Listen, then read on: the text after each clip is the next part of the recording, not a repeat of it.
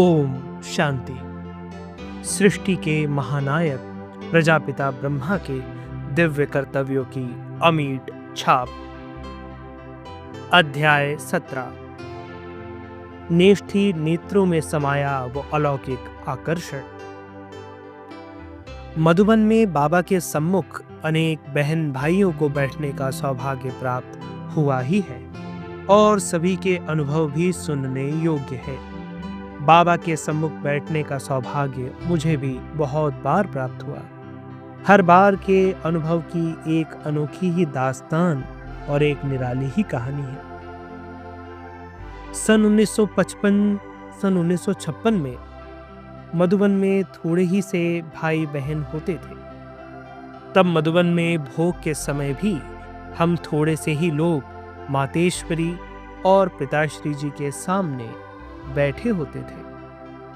तब हम बाबा से दृष्टि लेने पर जो अनुभव करते, उस निराले अनुभव का स्मरण करके आज भी रोम रोम में एक बिजली की लहर सी दौड़ती हुई मालूम होती है। दृष्टि लेते हुए तुरंत ही ऐसे लगता कि आत्मा उड़ते उड़ते शिव बाबा के निकट जाकर पहुंची है। अपलक नेत्रों से आंसू बहने लगते, परंतु मन को ऐसा सुख अनुभव होता कि आंखें पोंछने अथवा आंखों को झपकने की सुध ही नहीं रहती।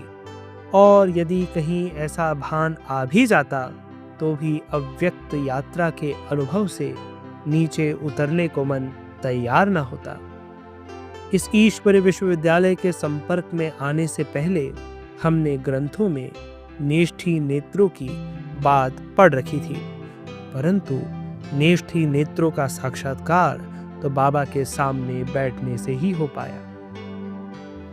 बाबा के नेत्रों की ओर देखने से अपने शरीर को भूलने के लिए कुछ भी पुरुषार्थ न करना पड़ता और ऐसा लगता कि प्रकाश की गति से भी तेज आत्मा अशरीरी होकर कहीं दूर दूर आकाश से उस पार ज्योति के देश में जाती जा रही है।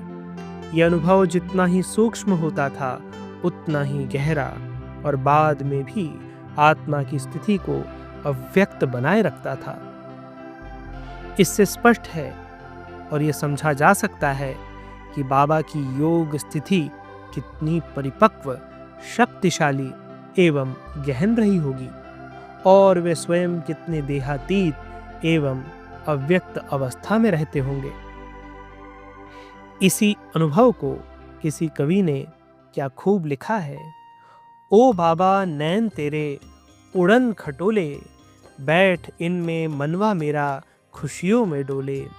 देह की दुनिया भुलाए ये नैना, शीतल बनाए चित पाए हैं चैना। श्रीमत की डोर से बांधे हैं डोले, बैठ इनमें मनवा मेरा खुशियों में डोले। ब्रह्मा कुमार जगदीश भाई जी, नवयुग निर्माता किताब से। ओम शांति।